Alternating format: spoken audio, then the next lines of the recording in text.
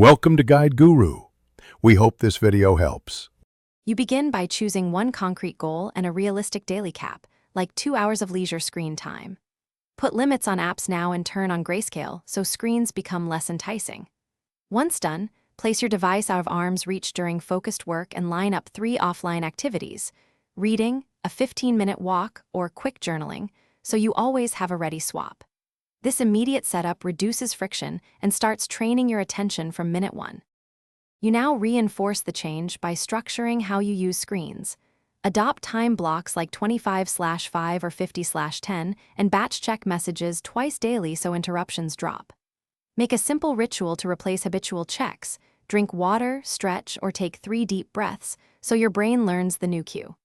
Once you track minutes for a week, patterns emerge. Adjust limits accordingly. Make sure to reward small wins and gradually increase offline activity variety to sustain progress.